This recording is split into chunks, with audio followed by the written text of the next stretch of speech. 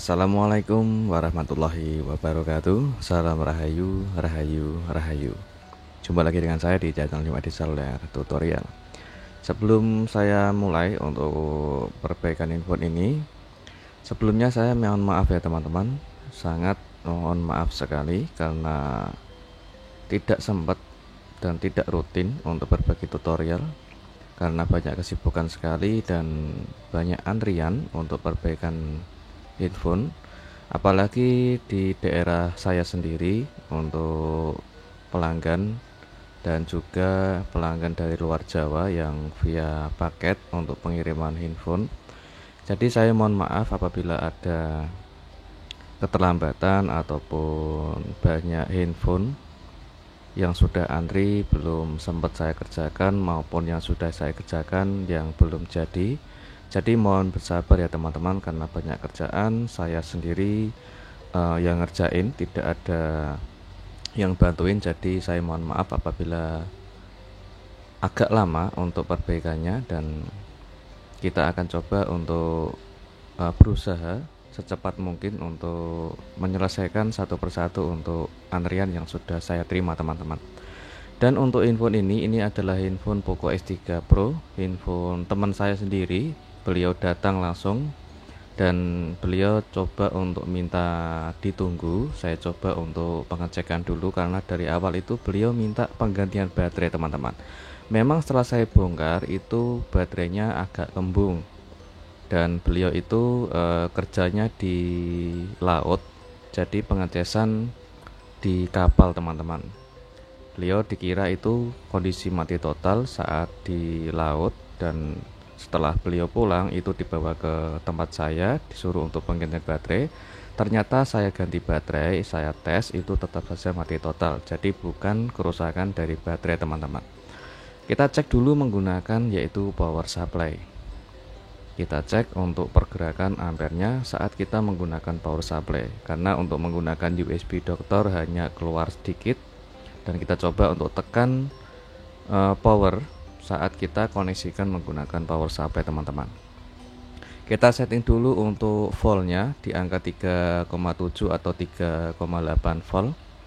Kita coba tekan tombol powernya. Setelah saya tekan tombol power, perhatikan untuk pergerakan ampernya. Kalau saya tekan terus menerus itu pergerakannya pada jarum itu naik turun ya teman-teman, seperti itu, naik turun.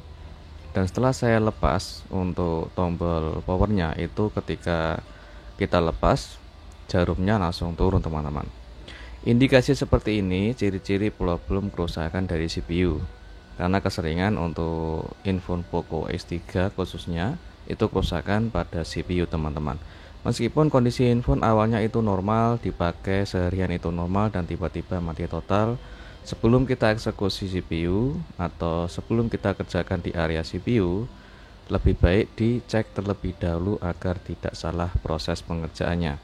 Oke, untuk di bagian ini kita lepas dulu penutup di bagian IC RAM CPU-nya. Oke, kita lanjut untuk proses yaitu awal proses pengerjaan. Kita siapkan untuk blower dengan suhu panas sedang di angka 265 sampai 275. Dan kita gunakan pisau untuk membersihkan atau kita kerik di bagian lem di samping CPU-nya. Untuk menekannya jangan terlalu keras agar tidak bikin cacat di bagian layar pada PCB handphone ini. Oke, kita klik pelan-pelan untuk membersihkan atau menghilangkan lem di samping CPU. Tujuannya agar lebih mudah saat kita proses mencongkel CPU atau melepas atau mengangkat IC-nya teman-teman. Oke, setelah kita bersihkan lemnya, kita naikkan sedikit untuk suhu panas pada blower di angka 330 maksimal 350. Untuk blower yang saya gunakan itu adalah blower Sugon 2020D dengan suhu panas yang saya pakai itu 350 maksimalnya teman-teman. Saya tidak berani untuk menaikkan lagi karena keseringan yang kebiasaan saya gunakan di blower sebelumnya itu Huik berapa saya lupa, itu 875 DW kalau nggak salah. itu kebiasaan saya menggunakan 330 maksimal 340. Sedangkan untuk blower Sugon yang baru saya beli beberapa bulan kemudian, itu saya coba untuk pelajari dulu, atau saya coba setting dulu tingkat kenyamanan saat proses pencokelan IC CPU maupun IC RAM. Jadi sebelum saya gunakan, karena menggunakan blower yang baru, itu harus kita hafal posisi mesin yang kita kerjakan atau IC yang kita kerjakan. Jadi sebelum kita mengerjakan handphone pelanggan, itu wajib kalau menggunakan alat baru. Kalau menggunakan alat baru, sebelum kita eksekusi handphone dari pelanggan, alangkah baiknya kita carikan imbalan atau mesin bekas yang tidak terpakai buat kita setting dulu untuk blower, yaitu setelan blower yang nyaman itu suhu panasnya berapa dan anginnya berapa. Untuk blower yang saya pakai Sugon 2020D itu dengan suhu panas di angka 350 saat proses mengangkat IC menggunakan mesin Poco X3. Setiap mesin beda-beda ya teman-teman, harus hafal tingkat kelemahan dan ketahanan panas pada setiap PCB, karena tingkat PCB atau kualitas PCB itu beda-beda, ada yang tidak tahan panas dan juga ada yang tahan panas. Setelah kita angkat IC CPU dan IC RAM, kita bersihkan dulu untuk di bagian sisa timah maupun sisa lemnya. Dengan hati-hati untuk menekan menggunakan good wick saat membersihkan timah, itu jangan ditekan terlalu keras agar PCB pada kaki pin CPU yang ada di mesin itu tidak lecet ataupun tidak ambrol teman-teman. Dan setelah kita membersihkan sisa lem dan juga membersihkan sisa timah di bagian mesin, kita lanjut untuk membersihkan sisa lem dan juga membersihkan sisa timah yang ada di bagian IC RAM dan juga IC CPU nya. Untuk membersihkan agar lebih mudah, yaitu menggunakan flux secukupnya saja sambil memberikan timah baru, yaitu menggunakan timah cair, dan sambil kita menggunakan good wick. Tujuannya agar semua timah atau semua pin kaki yang ada di IC itu bisa terisi teman-teman.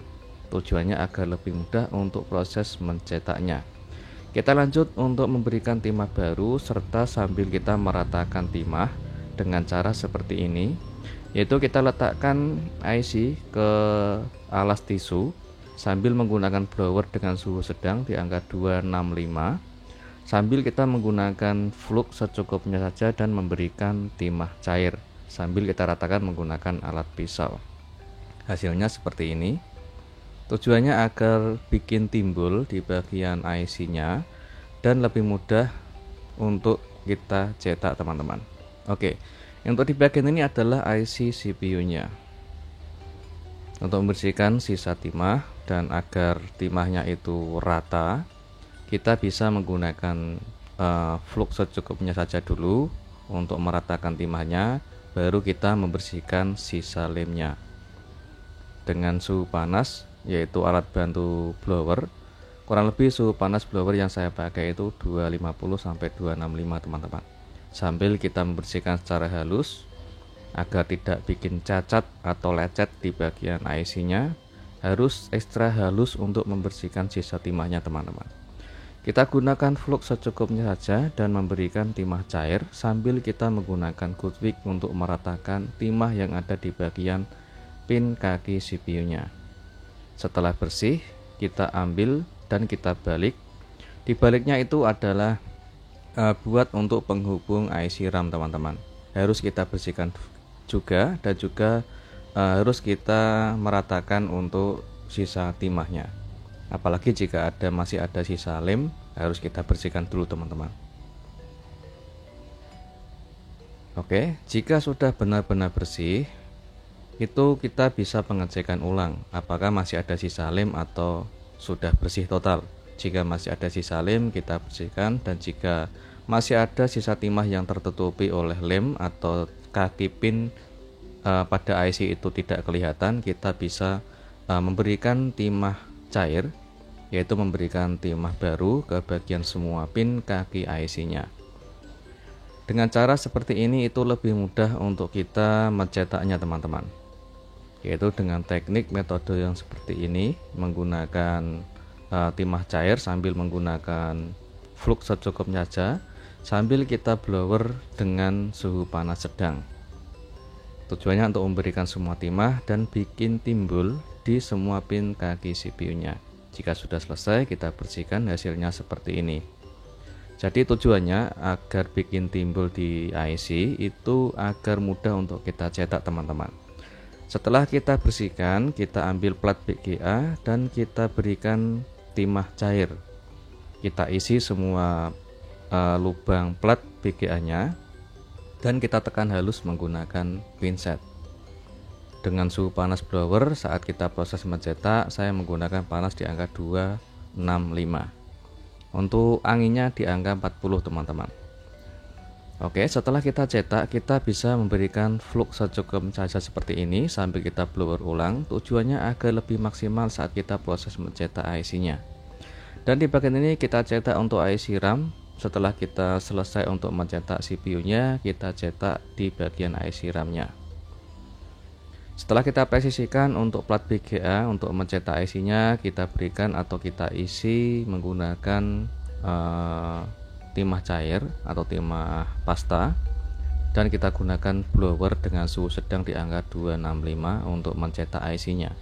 Setelah selesai, kita bisa memberikan flux secukupnya saja, tujuannya agar lebih mudah saat kita pengangkatan IC-nya. Oke, jika sudah selesai, kita bisa memblower ulang, tujuannya agar lebih maksimal saat proses mencetak. Jika sudah selesai, hasilnya seperti ini teman-teman. Pastikan untuk kondisi mesin, semua pin kaki yang ada di mesin itu harus benar-benar presisi dan bersih teman-teman. Tujuannya agar satu kali pasang untuk proses rebolling seperti ini, usahakan satu kali kerja itu sukses teman-teman. Kalaupun jika sudah maksimal satu kali kerja itu masih ada problem, katakanlah ada beberapa pin kaki yang belum nempel, itu biasanya ada problem seperti handphone belum bisa menyala, ataupun bahkan bisa menyala tapi ada beberapa fungsi yang masih problem seperti kamera tidak berfungsi, ataupun ada sistem yang kurang bisa bekerja dengan maksimal teman-teman, yang harus kita angkat lagi dan kita coba untuk bersihkan ulang dan kita cetak ulang IC-nya. Jadi saran saya, apabila mendapatkan kerusakan yang mungkin hampir sama untuk proses rebolling, saran saya usahakan benar-benar bersih untuk proses perbaikannya. Jadi semua letak posisi pin kaki CPU yang ada di mesin maupun di IC-nya. Setelah kita selesai untuk mencetak, kita pasang. Untuk proses pemasangan untuk blower suhu panasnya, saya menggunakan panas di angka 310 maksimal 320 dan menggunakan angin di angka 40 sampai 45, yaitu menggunakan blower Sugon 2020D. Setelah kita pasang CPU-nya, kita bersihkan sisa timah yang ada di atas CPU atau pin kaki yang terhubung oleh IC RAM. Setelah itu kita bersihkan dan kita cek menggunakan alat power supply teman-teman. Tujuannya ketika kita pasang CPU tanpa menggunakan IC RAM, kita harus pengecekan dulu menggunakan power supply. Jangan sampai kebalik untuk kabel power supply-nya teman-teman, bisa konslet kalau kabelnya kebalik. Perhatikan untuk tanda panah ampernya ketika saya menekan tombol power. Nanti jika CPU itu terdeteksi, itu pasti ada tanda LED-nya. Seperti itu, saya ulangi lagi. Ada tanda LED berkedip ketika kita menekan yaitu tombol powernya. Itu menandakan kalau pemasangan CPU sudah sukses terpasang dengan sempurna. Dan selanjutnya, jika sudah kita tes untuk CPU-nya sudah terdeteksi oleh power supply, kita lanjut untuk proses yaitu pemasangan IC RAM. Letak posisi titik pin kaki CPU dan IC RAM itu harus benar-benar presisi teman-teman. Jika sudah presisi, kita siapkan untuk suhu panas blowernya, yaitu dengan suhu panas menggunakan Sugon 2020D, saya pakai 310 sampai 320, dan untuk anginnya di angka 40 sampai 45. Setelah kita blower sebentar, sebelum kita menggunakan Goodwick atau menambahkan flux, maksud saya bukan Goodwick ya teman-teman. Sebelum kita menambahkan flux, itu usahakan kita blower dulu hingga presisi.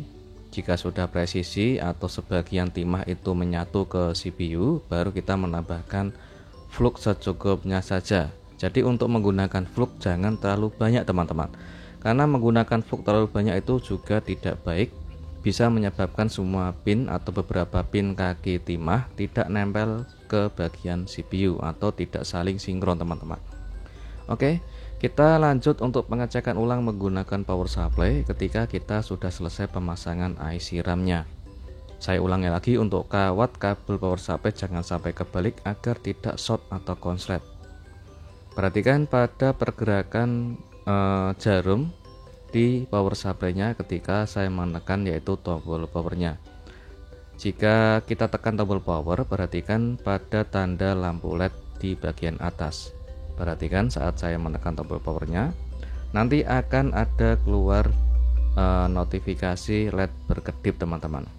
Itu menandakan untuk kedua IC sudah terpasang dengan maksimal, yaitu menandakan kondisi handphone sudah bisa on atau bisa aktif teman-teman.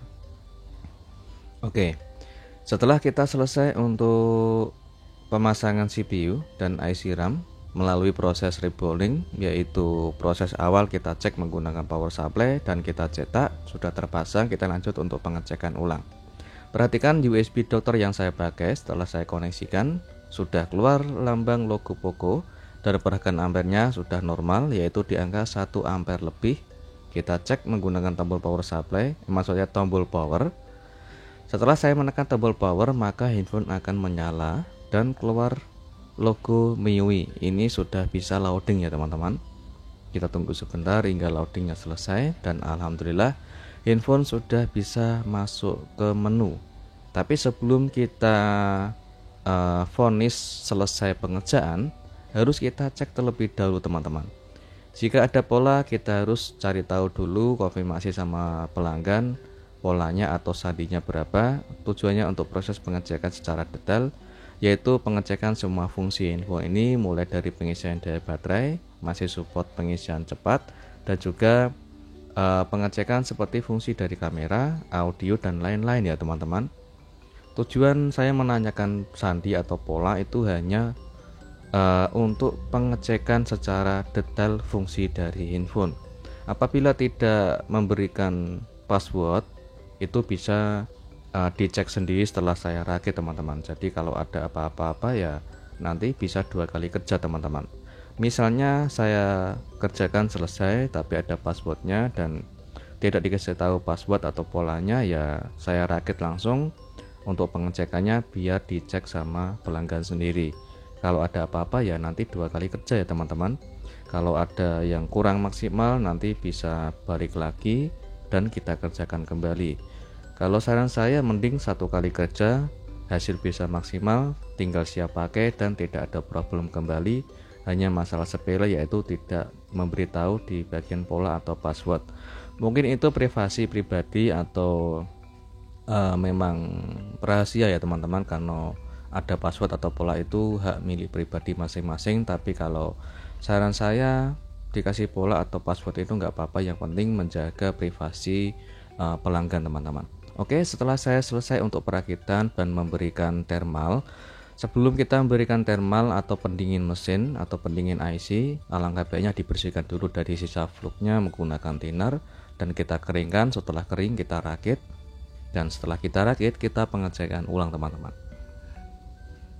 Oke, untuk pengisian baterai masih normal, kita tunggu sebentar hingga pengisian baterainya penuh. Perhatikan, untuk pengisian baterai sudah penuh di angka 100%. Setelah saya tunggu beberapa menit sambil menunggu lem backdoor atau pemasangan tutup belakang itu kering teman-teman. Setelah perakitan selesai, kita lanjut pengecekan seperti fungsi kamera belakang dan kamera depan. Untuk kamera belakang masih tetap jernih, bersih, dan semua fungsi dari kamera belakang mulai dari 5 kali, 10 kali atau zoom itu bisa berfungsi dengan normal, sekaligus kamera depannya juga masih bisa berfungsi dengan normal serta berfungsi dengan hasil dengan jernih.